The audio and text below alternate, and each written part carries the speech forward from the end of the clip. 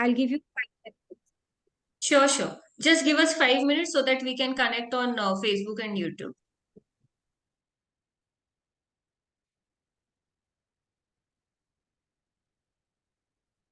Can we start now? So can we start from 12:35? Yes, yes, we'll do that. We'll wait.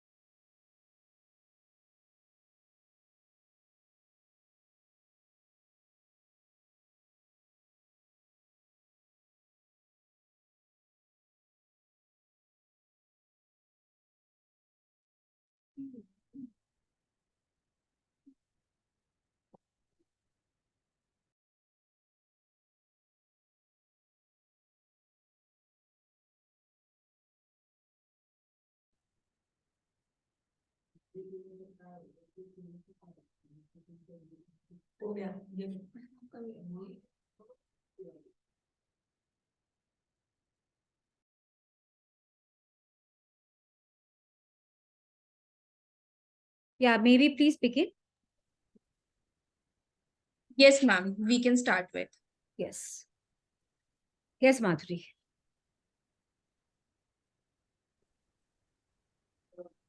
Hello, everyone. A very good afternoon. I welcome you all to this wonderful session. Our speaker for the today's webinar is none other than Miss Mamta Binani, and I have no words to introduce her, as words would not be sufficient to describe her personality. So, Madam will be deliberating on this topic, social stock exchange, along with social audit, due to which we will get a brief understanding that due to this social stock exchange means what are the opportunities that are available to the professionals and how we can contribute for the development of section 8 companies, and if the corporate wants to spend their CSR expenditure, they would be in a position to determine the list of companies and see through what kind of companies they can do their expenditure in a better way, so that their hard earned money is spent in a good manner, And yes, so Sriram sir, please start the session. Please give us the introduction of social stock exchange along with social audit. Then we will take this forward. Yes. Yes, thank you, Madhuri. Good afternoon to all. Good afternoon. Today we will discuss about the social stock exchange and social audit. In the year 2019, our Honorable Finance Minister, Ms. Nirmala Sitharaman, has made a proposal for setting up of a social stock exchange, which will be an exclusive fundraising, electronic fundraising platform for raising the funds for the NGOs and non-profit enterprises and for-profit enterprises so that they can utilize these funds for their social welfare activities. The main purpose for the social stock exchange is that to bring together the NPOs, the NPEs and for-profit enterprises on one side, on another side the donors. So it will be a platform where the both can meet together and get the fundraising. So basically the social stock exchange is meant for non-profit enterprises where the securities are listed. That is zero coupon, zero principal bonds will be listed and there will be no trading. Trading will not take place. Only listing will be there. And for-profit enterprises can issue the equity shares and debt instruments and listed in the BSE or NSE or SMEs, SME platform or innovators growth platform. These securities will be listed and it is traded. So for fund raised by the NPEs, what kind of funds they can raise is by issuing of zero coupon, zero principal instruments. It can be issued only by the NGOs, not by the social enterprises. So what are all called the social enterprises? The social enterprises are those enterprises which involved in the activities, that is 17 activities are listed in the social stock exchange regulations. Those who are doing that activities are called as social enterprises. And apart from that, if you see that certain social enterprises like trust, that is trust, so societies registered under the Societies Act and other trusts or societies registered under the state acts will also come under the NGOs or non-profit organizations. So what is the eligibility criteria? The eligibility criteria is they must involve in the social activities and that is 17 social activities. The average income, that income should be from 67% of their average, immediately preceding average income, 3 years average income, revenue should be from the carrying on social activities or expenditure for the 67% of their average income from the immediately preceding financial years come from the social activities or their 67% of the customer base. Okay, so for the social activities. So they are eligible. And the persons who are carrying on this trust or societies or NGOs or for-profit enterprises should not be barred from accessing the capital market and they are not blacklisted. This trust and society should not be blacklisted. And that is under the Home Ministry. Ministry of Home Affairs, they should not be in fugitive economic offenders. They should not be in a list of NPAs, that is defaulters, NPA defaulters. So these social enterprises can, for-profit social enterprises can go for this listing also. Now coming for the regulatory disclosure requirements. What are the regulatory disclosure requirements? Is these social enterprises, that is for-profit or non-profit social enterprises, is required to file the annual report, that is also a social impact report, assessment report in the social stock exchange every year about their social activities and their status. So this is a mandatory requirement. This report is to be signed by the social auditor. A social auditor means a person who is empaneled within self-regulatory organizations and passed an examination conducted by the National Institute of Securities Management. That is social audit examination. He is the only person eligible to sign in the social impact assessment report. Okay. So this is about the social stock exchange and social auditing. Now coming to how the social enterprises will raise the funds, they have to issue the fundraising document, draft fundraising documents, and to the SEBI. After this fundraising document is like an IPO. After this fundraising document is prepared, they have to file it with SEBI, and SEBI will give, it will be posted in the website for 21 days. And within 21 days, after the 21 days, SEBI will give the observations. After carrying out the observations, making some corrections in the fundraising document, they have to file the document, which is called as a final fundraising document. After final fundraising document, the in principle approval will be given to the NPOs for social enterprises for issuing the zero coupon, zero principal instruments, bonds, and everything. After receiving this permission, they can issue the zero coupon, zero principal instrument bonds to everyone. See, for example, who is eligible to invest? Let me just take them through the process. And then towards the end, we'll try and sum it up. Okay. Okay, Mamta. Sure. You want to say anything more on what the string of thoughts, if you may have any? And now this is a very this consultation paper is issued by the SEBI, Correct. draft consultation papers. Now they reduced this limit, the threshold limit from minimum threshold limit from 2 lakhs to 10,000 rupees. So what happened is now the retail investors is eligible.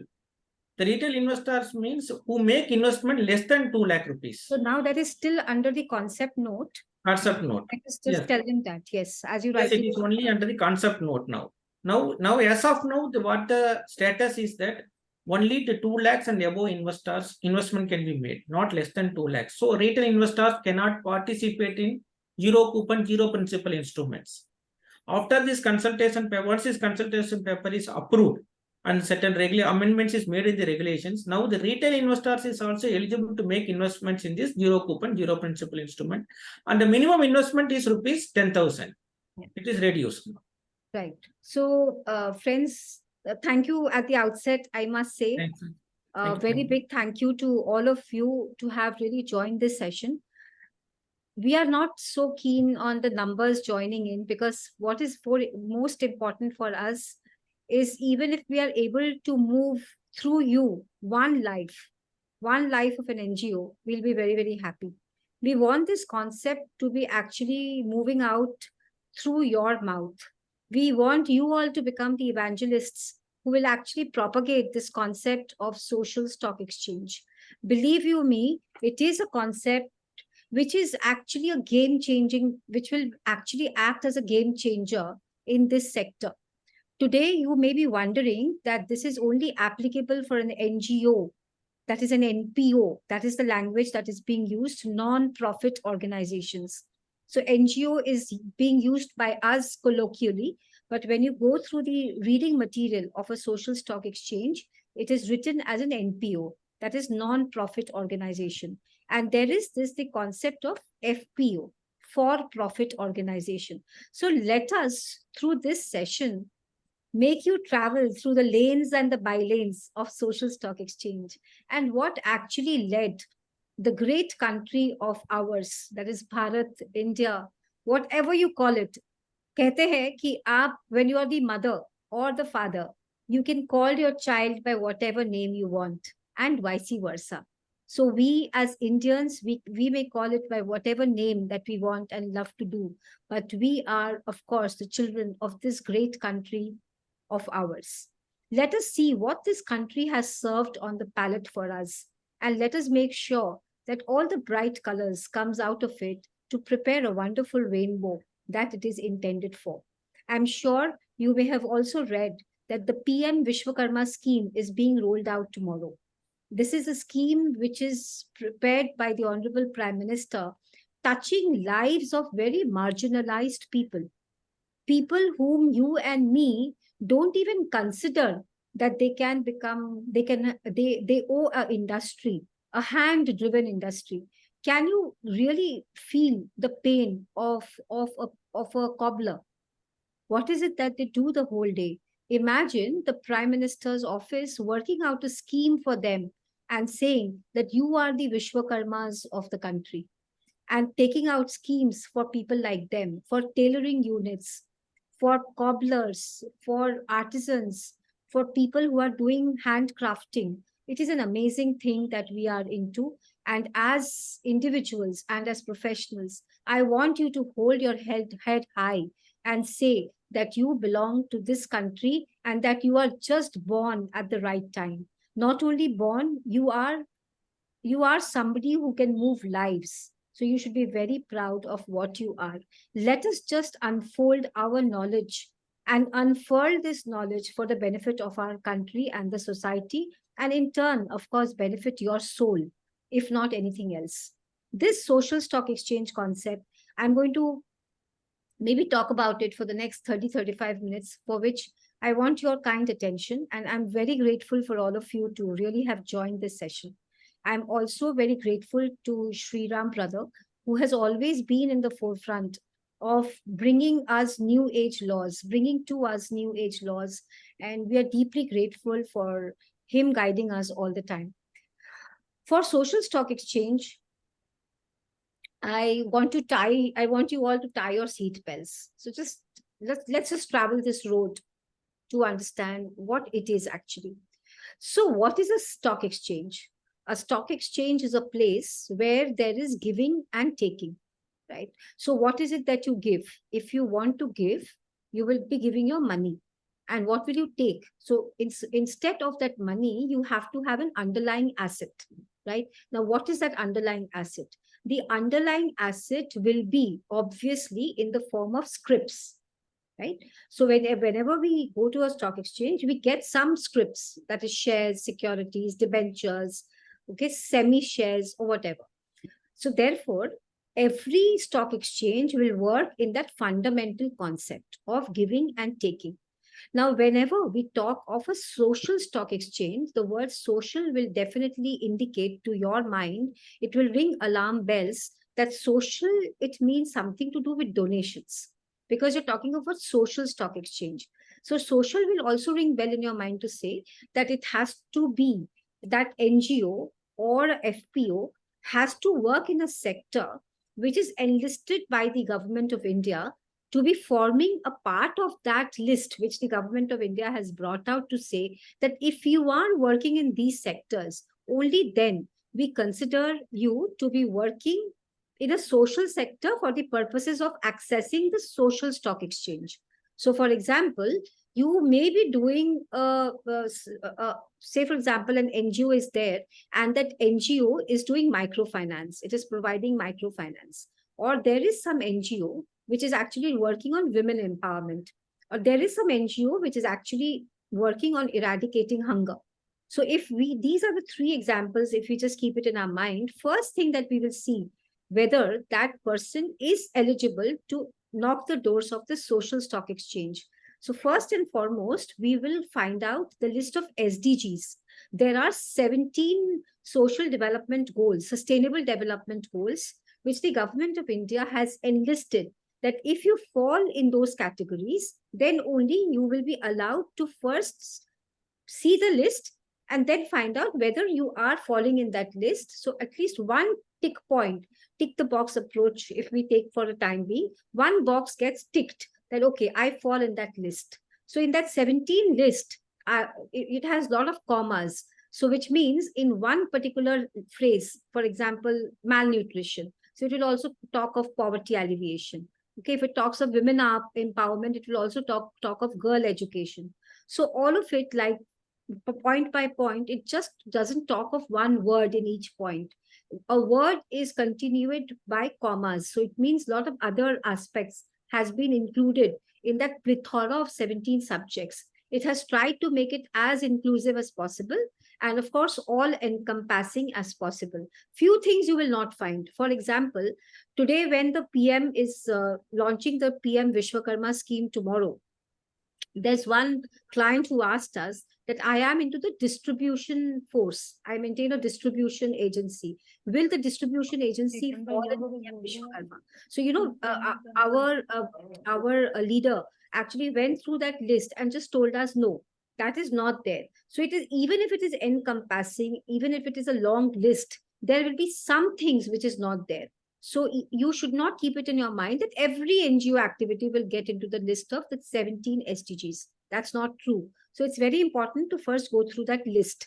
Now, everything you will find in the NSC and the BSc. So first and foremost, if you're an NGO, so you are an NGO and you're very enthusiastic. Why you're enthusiastic? Because you know that whatever you're doing is very beneficial to the society and it is making difference to the lives of people.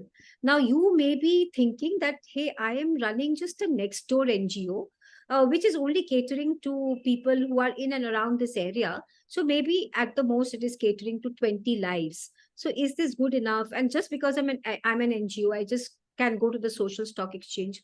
The answer to this is actually a candid no, because every NGO or an FPO, for profit organization, cannot knock the doors of the social stock exchange. It will have to have a certain size. Okay, a certain amount of receipts should have come to that NGO, and certain amount of expenditure must have happened through that NGO. And obviously, just a newborn entity cannot go to the social stock exchange. Obviously, the stock exchange will like to see that whether you are in existence for a few number of years. They will like to see your audited financial statements to examine that when you're actually going live, when a go live is happening, it will also try to ensure that you have certain number of years in your repertoire, you are having certain amount of workforce, etc., and that you're governed, etc. So it actually, I'm trying to tell you the point and try to just understand the concept rather than getting into the technicalities. Technicalities are available everywhere, though we will tell you the technicalities. So the point that I'm trying to drive home is that it's a great concept. Social stock exchange has never been in India ever before. It is only for the first time that India has seen the advent of social stock exchange from April 2023. So it is a concept which is not even a year old. It will have its share of teething issues, but as of now, even it's just 6 months that we have touched this tree, which is going to become banyan tree very, very soon. But this plant is already in the form of becoming a tree. You will be amazed to note that 31 NGOs have already registered itself. Why have I given the word emphasis on the word registered? Is you have to park this point. There are two concepts, registration and enlistment. So we have to just put these two words in our mind frame. So 31 NGOs have already got itself listed, have got itself registered. And one NGO, I was there with the National Stock Exchange day before yesterday on Monday. Today is Saturday. Sorry, I'm losing account of the days. So I was there on Monday, National Stock Exchange, Mumbai, for a lecture on social stock exchange, where the senior vice president of the National Stock Exchange was amidst us.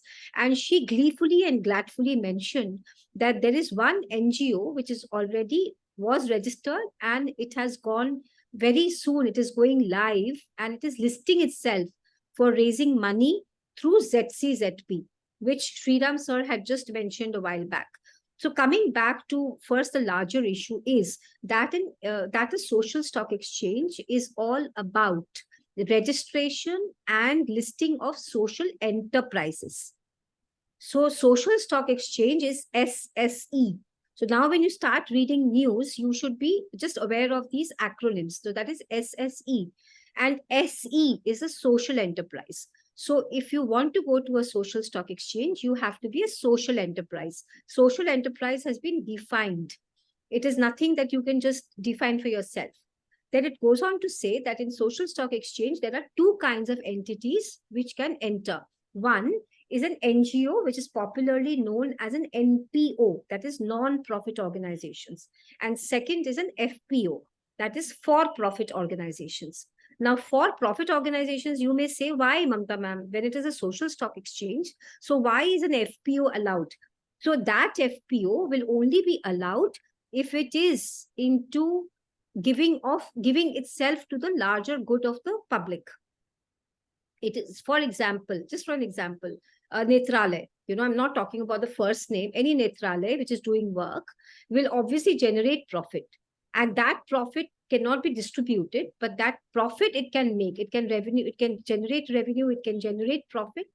So that will also be allowed, but it has to be for the good of people. For example, hospital chains. If it is not generating profit, then how will it run such a big hospital chain, which is ultimately for the benefit of the mankind?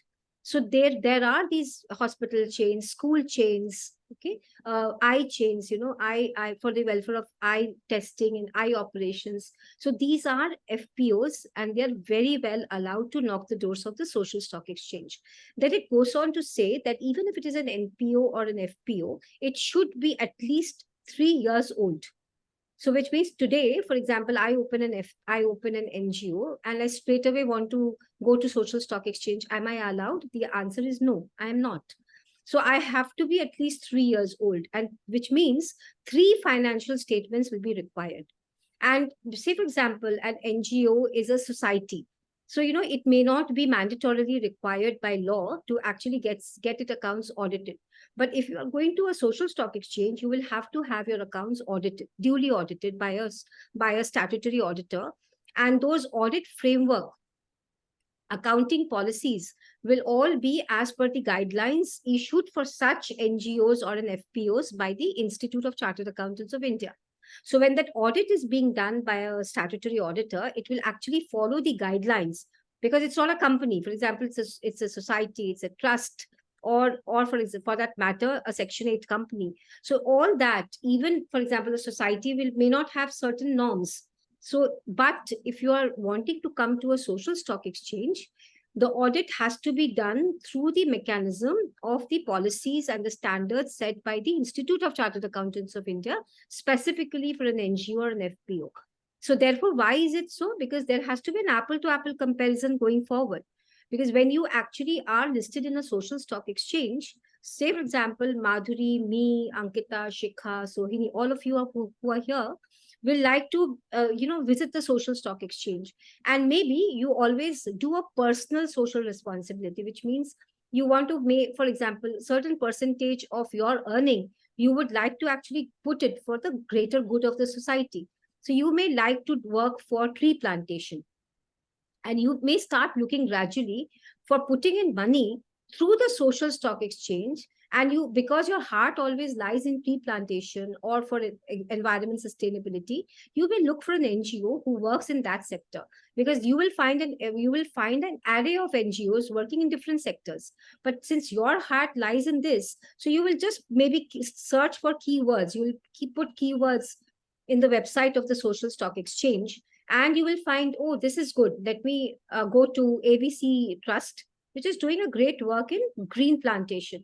So now you will also like to see its balance sheet, because it's an NGO which is listed in the social. Now look at the magic of governance, which is listed in the social stock exchange. You will be able to see its balance sheets as you are able to see now today in the normal stock exchange.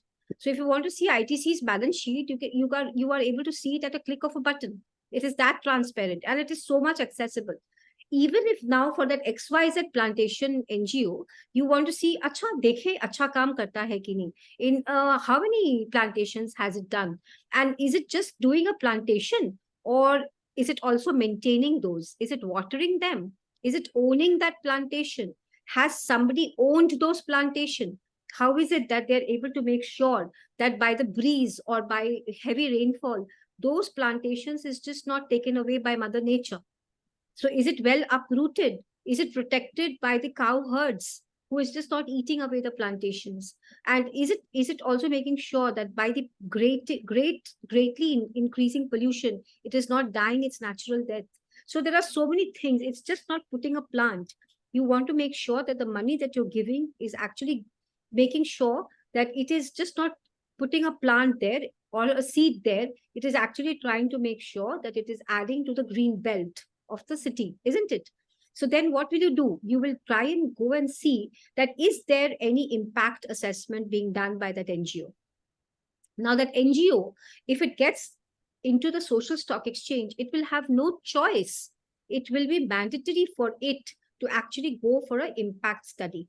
And it is an annual impact study. You should be very happy to note this. So whenever it is coming to you, as in the form of getting itself listed or registered, it will also has to do an annual impact study. And that annual impact study in the form of a report will have to be published by that NGO within 60 days or 90 days of the end of the financial year. So what is it that I'm trying to tell you is that if you're wanting to put in that money, now you will have that freedom. It's actually a freedom. That's how I feel.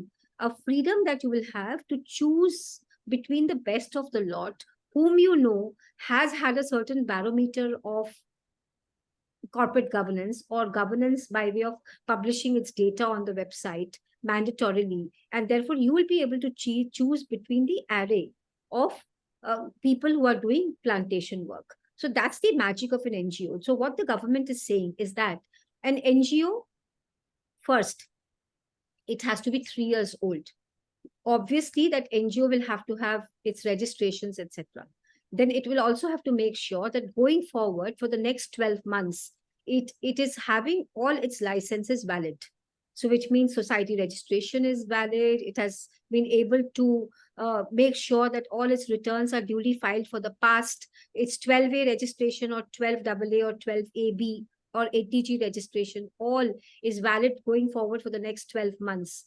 Okay, it has a certain set of governance. Now it must be able to display and show that it has been doing its board meetings, or for that matter, if it is a society, it has to still do its meetings. Like we run the NCLT Kolkata Bar Association as a society, so we make sure that every 12 months we make at least 4 to 5 meetings. Now it may not be so much mandatory under the Societies Act, but your document which governs you, in the sense your bylaws and laws that you actually put forward in the society for getting it registered under the Societies Registration Act, in that bylaws you actually literally write that you will have your meetings every 2 months, 3 months, etc. So it is not a document for the sake of filing. You have to make sure that you're adhering all the internal rules and regulations that has been set by you. So when an NGO is making sure that, okay, now it's able to actually make sure that the minimum benchmarks it's able to follow, only then it actually gets ready to go to the social stock exchange. And there is where a huge opportunity lies, in the form of you and me, to handhold them, to guide them. And if they are not ready this year, at least to make sure that after 2-3 years, so by handholding of 1 year or 2 year, as the case may be, or as the size of the NGO is, you are able to graduate them to an extent where they become ready for listing in the social stock exchange. Now, very interestingly, the government has said that at least that social stock exchange, at least in the last year. So, for example, if you want to take them for listing today, so an NGO can, now please remember, an NGO can first register itself. That is, this finger am I saying registration, and the other side I'm also talking of listing. So an NGO, and please hear this properly because it's a very interesting concept. So government is saying that you can, for some time or for a number of months, choose to first register yourself. And registration is kind of an acclimatization that happens to that NGO. So you may remain in the social stock exchange and get those vibes of social stock exchange and get an understanding of how the governance works. Because if you get yourself registered, you will have to have that 3 years criteria, etc. You have to be doing that impact study report, assessment report every year. You have to do even those. Just because you are registered, you have to follow those. But for listing, you may keep yourself registering, and your one-time registration will be valid for 12 months. But in those 12 months, you can remain yourself registered. But after 6-8 months, you may then think, after acclimatization, that no, now I'm fine. I want to now go for listing. So for example, as a CS student, you may enroll yourself, right? And you may decide the date of your exams for yourself. When you feel that now I'm ready for exam, you may choose the exam module, I mean the date for yourself. You want to appear maybe after 1 year, 2 years, right? And for after 3 years or 5 years, de novo registration takes place. So every registration is valid for a certain number of years. Similarly, in social stock exchange, an NGO has been given a life of 1 year if it chooses to register itself. It may choose to re-register itself. Then also it will get 1 year. So every 1 year, it has to re-register itself. The government has thought of this concept because let it not get into a lethargic mode that I'm registered for life. Okay, so it has to keep proving itself. Even for registration, those threshold limits have to be met with. What is the difference between registration and listing? The second leg of listing is that it can issue zero coupon, zero principal bonds, which I'll talk about it a little more, issue and raise money from the public. That can happen in the second stage. Or else it may so happen that an NGO is fully ready in the country as per data of 2009, which I know is a pretty old data. And then there's a data of 2012, which had said that our country has 30 lakh plus NGOs, which at least the government count says that. So India is the country which is having the largest amount of number of NGOs. So imagine in that 30 lakh NGOs, there would be so many which are doing really big work. Or the work which is, when we say big work, is not only about amount of money. It also means amount of reachability to people. Okay, so there would be some NGOs who are very much ready to register itself and immediately go live. So that is also allowed by the government of India for social stock exchange. So the concept that I'm trying to tell you is that the 3 years lifespan should already have been there. All valid registrations have to be there. Going forward, 12 months validity period of those registrations also have to be there. Governance structure has to be there. The accounts should have been audited. And there has to be a certain amount of internal controls, etc., which is there to prove the robustness of the working of an NGO. Right now, you may be asking that, Mamta ma'am, what is the threshold? The threshold is that today, for example, I want to register my NPO. Now you have to understand the words that I'm using. Registration. I use the word register.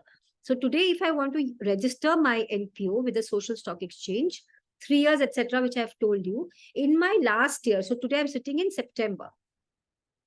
So in the 31st March 2023 balance sheet, that NGO should show in that year of 22-23 that an inflow of 50 lakhs of, that an inflow of 10 lakh of donation at least has happened. I'm speaking that again, I'm mentioning that again. So in the year 22-23, at least that NGO should have had an inflow of donation of rupees 10 lakh, a minimum of 10 lakh, okay? And it should be able to show a minimum spend of rupees 50 lakhs.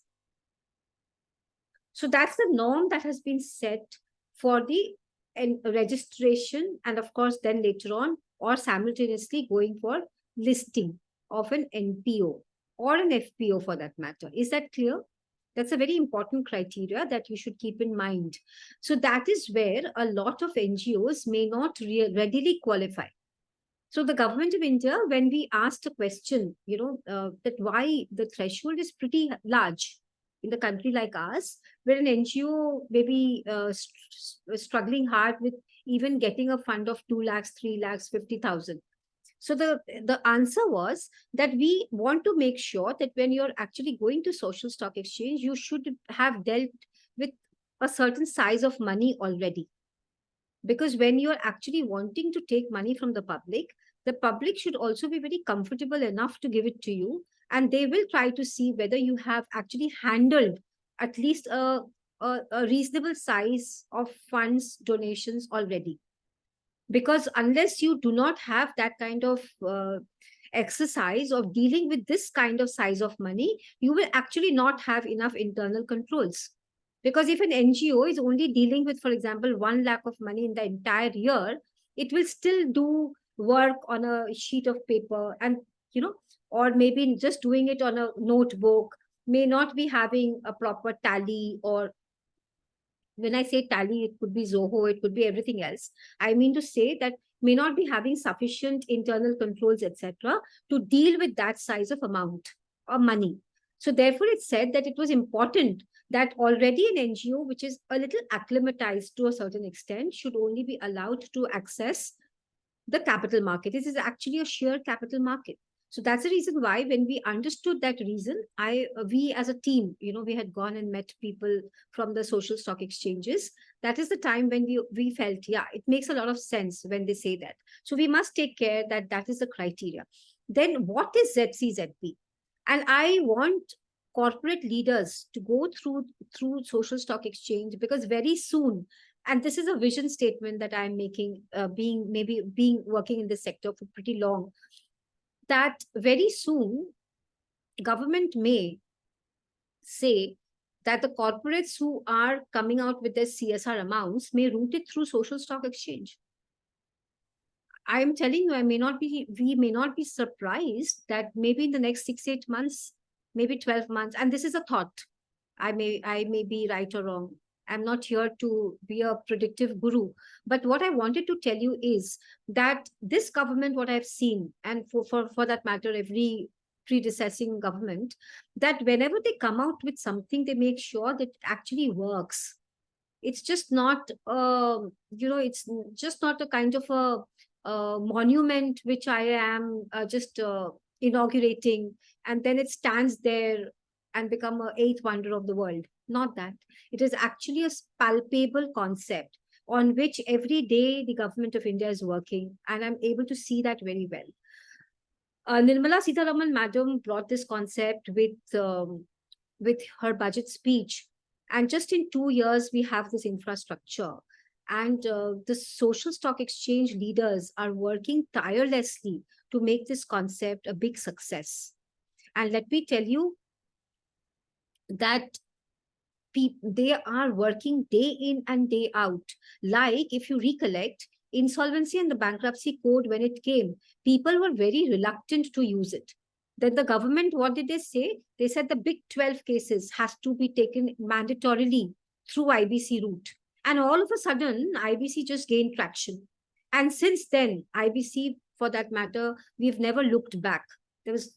It has just picked up speed, and now we are gaining, if not anything else, there is a plethora of things that we have gained, but the most important thing that we have gained is financial discipline. You look at the NPAs of banks, it has just, tables have turned.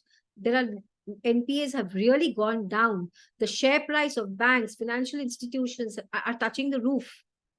People have become so financially disciplined. They don't want to take loans, and they're not greenwashing anymore, because they know the company will just go out of their hands.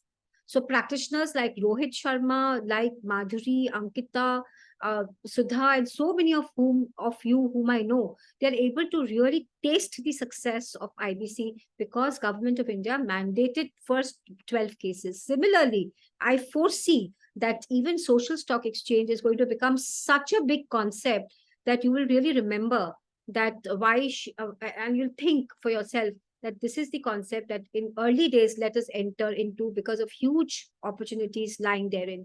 As I come back to the concept of the zero coupon, zero principal bonds, and maybe with this, I'll give it back. We'll try to close this at 1:40, because we'll try to stick to our time schedules. Now, zero coupon, zero principal bonds are, as I told you, when you put in money, you need some underlying security, right? So this underlying security in the case of NGOs would be zero coupon, zero principal bonds. What is zero coupon? Zero coupon means you will not be able to earn any interest.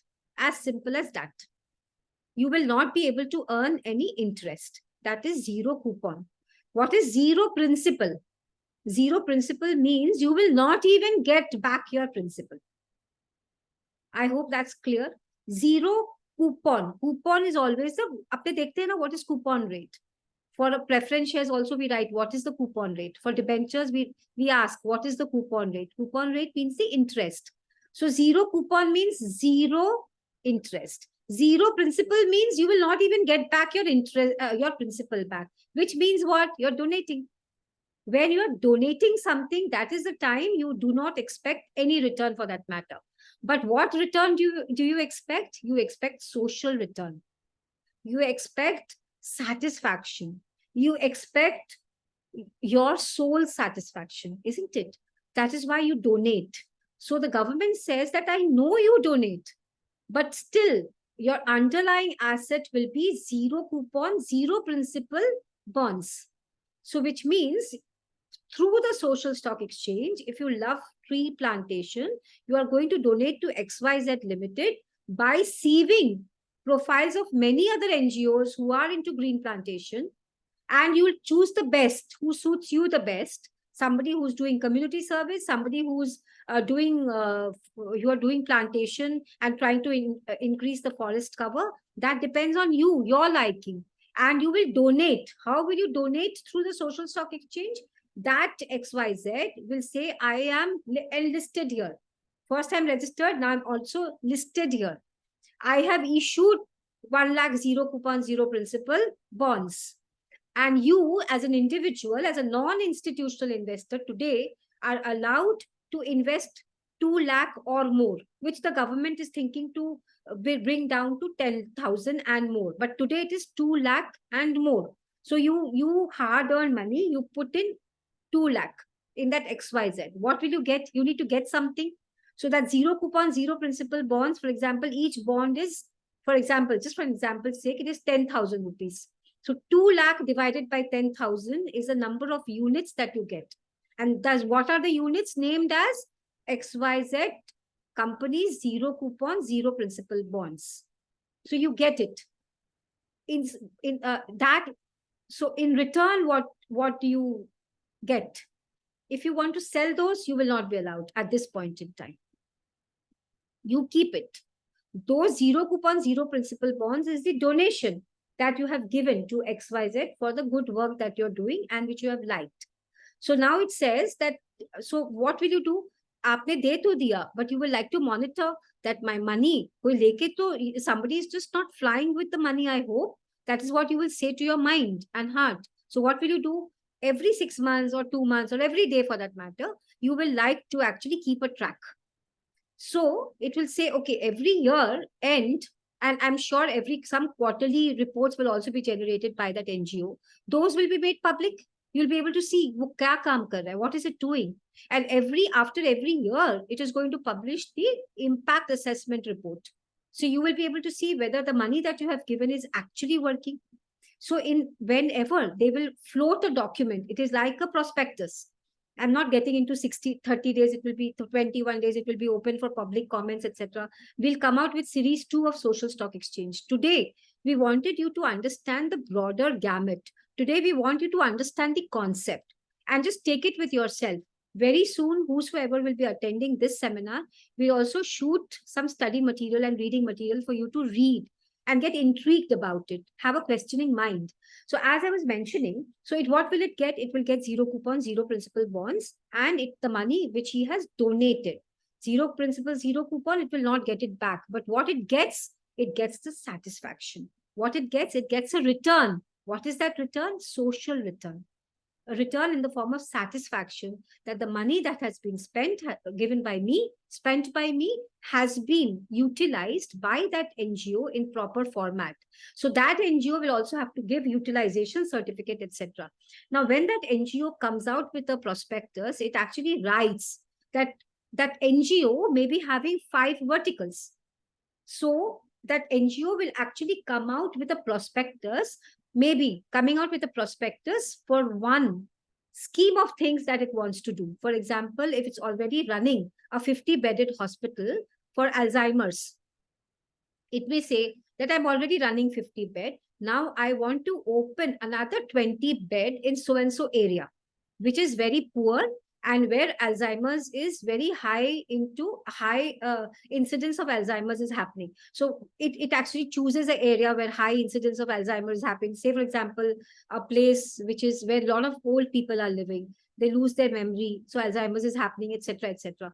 So a place where maybe medication is not yet reached so much in that area. So people are not being well treated. So it says that I would like to now go to that area and open a 10-bedded Alzheimer's. So for what it will issue the zero coupon, zero principal bonds? NGO, that NGO XYZ or ABC, whatever, will float in its prospectus that for 10-bedded project, I need money.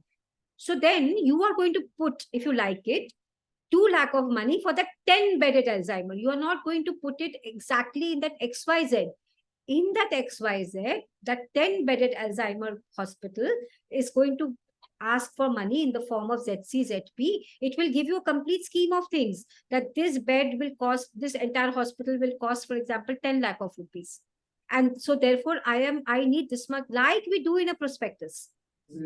Imagine if that much is happening, who will do that for them? The prospectus building, and everything in a very saneful manner, only you and me can do it for them.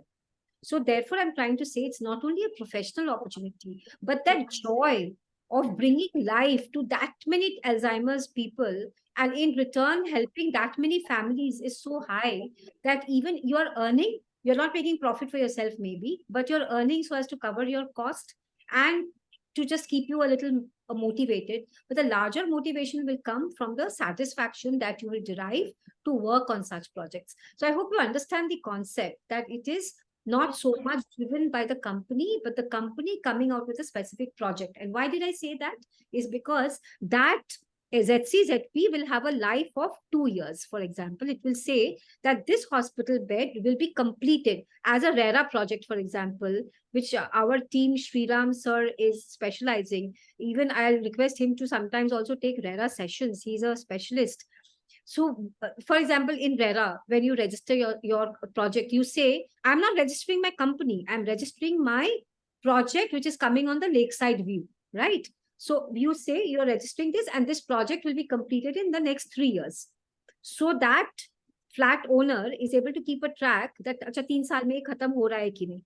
Similarly, this XYZ NGO is working on the project of Alzheimer, and he says in the prospectus, and he lists that prospectus and says it will be completed in 2 years.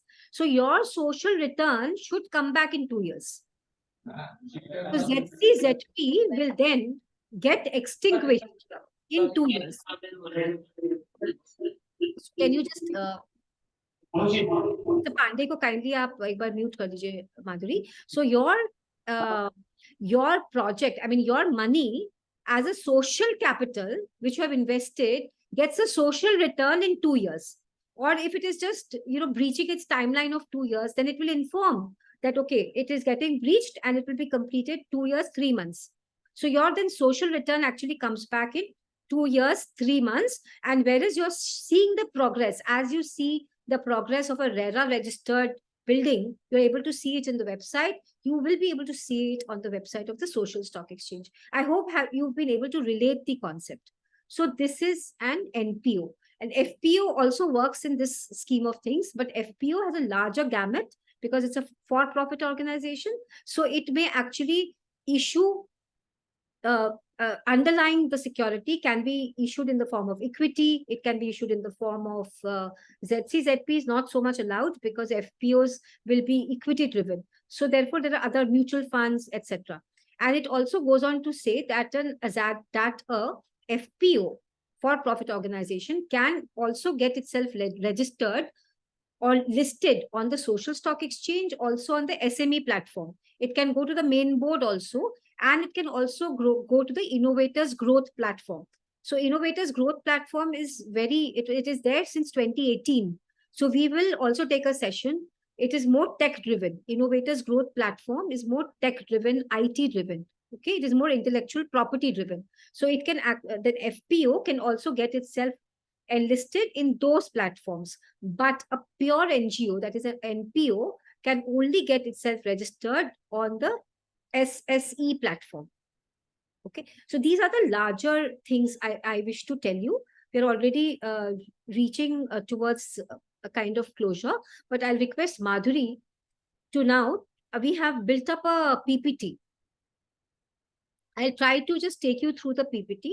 And Ms. Sriram sir, if you want to say anything, please feel free. And anyone who have any questions, we'll take 5 minutes question answer. So we would just like you to kind of have a revision through this PowerPoint, which will take another maximum 8-9 minutes.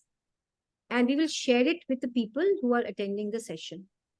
Yes, Mamta. So look at the abbreviations used. So just go back once. So, okay, social enterprise, not-for-profit organization, social stock exchange. So Millennium Development Goals, Sustainable Development Goals, as I told you, 17 Sustainable Development Goals. Okay, now go forward. Let's quickly close it. because I want that our session should not be more than 1 hour, 10 minutes maximum. So it is an introduction, it is a potential funding mechanism for non-profit. Now, it aims to create economic prosperity and it aims to direct resources and capital towards these social organizations. It depends. So therefore, the structure and the design of the social stock exchange, we've already talked about you. Next slide. Please go to the next slide. Now, why social stock exchange is important in the Indian context? It is the Central Statistical Institute. I had told you that we have about 3.3 million stock exchanges. I mean NGOs. So we have a very big plethora. We want to give them a right to access capital markets too. Yeah, and every 400 Indians, we have one NGO, which the government is thriving hard that it should get more deeper. It should get it more extensive. So India's commitment is Sabka Saath, Sabka Vikas, and it is calling for improved health, education, financial inclusion, sanitation, security, and dignity for all. I'm sure you're aware that tomorrow is the National Swachhata Divas. So certain things are really gaining traction. And the PM Vishwakarma scheme is also being launched by the Honorable Prime Minister tomorrow. We will soon have a session on that. Sri Ram brother is having a great access to his heart and brain. I must say that God has endowed him with a very kind heart. So he goes through these concepts very well. We're very blessed to have his guidance all the time. So India's notable progress in realizing MDGs, maternal mortality, gender equality, and reducing poverty and all is there. Forest cover, deadly spreading and curtailing the deadly diseases, etc. Spreading the word across. So what does SSE aim to do? Of course, as I told you, that it aims to even make sure that there are enough and more resources to fight these, because it doesn't happen without resources. Let's understand that very, very well. Yes. So it wants to actually now get engaged at the local level so that these NGOs, which works as community services, are able to have access to clean money. Friends, this concept of social stock exchange is very prevalent in other parts of the world, but not many. It's only 5 to 7 geographies where the social stock exchange is prevalent, out of which 2 and 3 is doing well. So India has been very fortunate to also tailor make it as per the Indian context. And the best part about the Indian social stock exchange is it has intertwined with governance, because it believes about even cleanliness and about even making sure that everything is on the surface to be seen by all. Yeah, move forward. So primary purposes, we've talked about it, efficiently deploying the fundraising instruments. Yes, please move forward. Foster overall growth. And SSE model adopted in India, donation-based funding platform. Yes, it's a donation-based funding platform, and it provides various modes. Yeah, go to the next slide. Yes, go to the next slide. So as I told you, there are these applicabilities and eligibility criteria.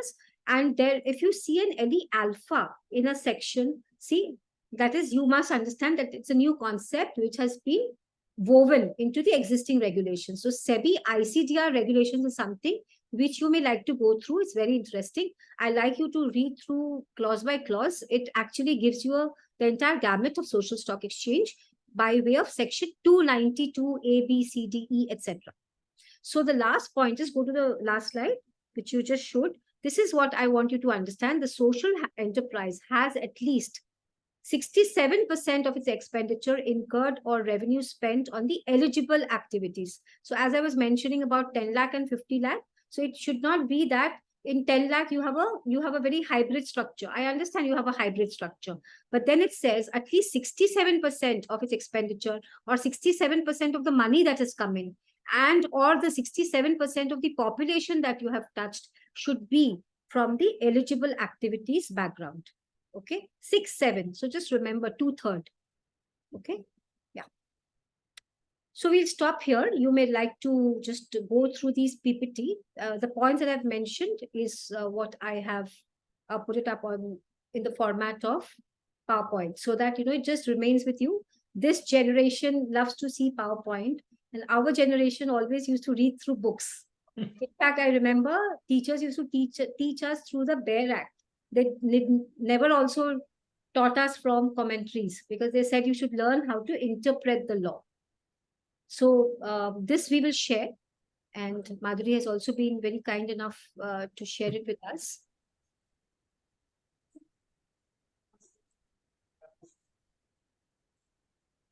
Okay, so we just stop here, Madhuri.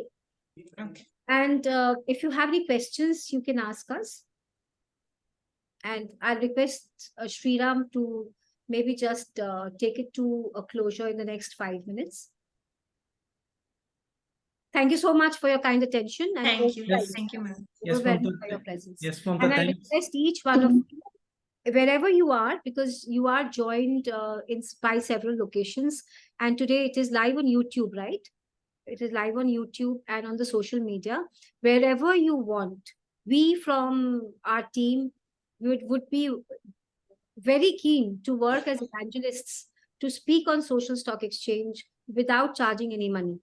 So we will be willing to travel the length and the breadth of the country.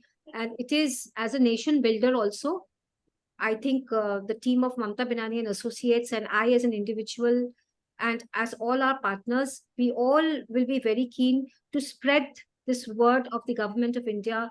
As nation builders, this is our prime duty to take it forward. Yes, Sriram, over to you. Yes, Mamta, thanks a lot for deeply explaining about this social stock exchange concept. I think everybody is very clear now after this ma'am's explained very neatly. And few things I want to highlight to you is now the corporate foundations and political organizations and religious institutions, organizations are not eligible to be in social enterprises because it is objects are very different. And in future, I think the foreign contributions received by these social enterprises are also eligible.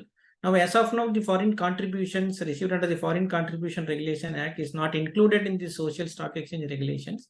So they are not allowed. In future, I think it will be allowed in the social stock exchange regulations. And further, if you see in not only social audit is not applicable only for this social stock exchange regulations, if you see the rule number 8 of CSR regulations, an independent assessment should be done by an independent agency for the CSR activities. It is none other than the social auditors. Okay, so we have the lot of scope in the social audit and social stock exchanges regulations. So we have to try forward. We have to go forward and and advise our NGOs and make and create an awareness to the NGOs to come forward and register with the social stock exchange for raising the funds. See, for raising the funds, as rightly said by your ma'am, you no need to be enlisted. You just register. That is enough. Then you raise the fund, you can take the donations. It will be like an advertising and marketing for yourself. Okay, no need for listing. After that registration, if the company, the NGO is become eligible, then they can file the fundraising documents and go for a listing. So it is a good opportunity for the NGOs to raise the donations and do their social activities. So in the COVID time, NGOs have done very tremendous activities. See, for example, I have seen in Chennai, many NGOs helped for cremation of dead bodies. Okay, and no one has unclaimed dead bodies. It's been cremated, and they helped for what to say, poor people. And it's stray dogs, the roadside dogs also feeded by these NGOs. I have seen during that times because the animals are being saved by these NGOs. A lot of the activities these NGOs are doing, many NGOs are eligible. So where to get this NGOs list? I think, ma'am, I have given the details. You can see that where the NGOs list are available. So we can help the NGOs. If we help these NGOs to raise the funds, we are helping our nation. Please remember that. We are helping the poor. Okay. So once again, thanks for Mamta ma'am for giving this opportunity to me. Thank you so much. And yeah. Any questions? Anyone? If you have any questions, please feel free to ask. Thank you so much. Thank you. You are evangelists, and I'm very, very happy to see you here. Madhuri, you can go for a closing remark. Ankita, if you want to say something, Shikha, Rohit, anyone, you just somebody can go ahead and give the closing remarks and close it. And Thank going you. to just tell you, Madhuri, you may say that this is a series of sessions that we will run on social stock exchange, and PM Vishwakarma scheme also. We will try and update the class who can actually reach out to the masses to talk about the PM Vishwakarma scheme also. Okay, ma'am. Thank you so much, Mamta ma'am. Thank you so much, Sriram sir, for this knowledge enriching session. Uh, I would like to say just one thing that, as pointed out and explained by Mamta ma'am and Sriram sir, social stock exchange is just not only a platform which will help the social enterprises to raise funds from the public, but as per our view, it will also give the investors a much required clarity that what is the social impact and the intention which the NPOs would be tendering towards social welfare, and due to which the investors, means the companies, would be in a better position to determine that through what kind of companies and through whose NGOs they can make their social obligation, means their expenditure towards the social obligation. So yes, it is a very much needed requirement which has come in, and for us, for the professionals, it is the scope is very wide. And yes, we will be doing a series of webinars on the social stock exchange issue, and look forward to more sessions from Mamta ma'am and Sriram sir on this. Thank you so much. Thank you. Thank you. Thank you so much. Thank you, ma'am. Thank you, sir. So, thank you so very much for this excellent session. It is always a pleasure to hear our seniors on such new topics. We are very lucky and thankful to ma'am and sir. And yes, we look forward for more such sessions in future. Thank you so much. So much.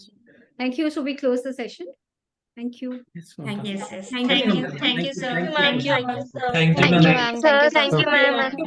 Thank you. Thank you, sir. We'll be here for a while. We can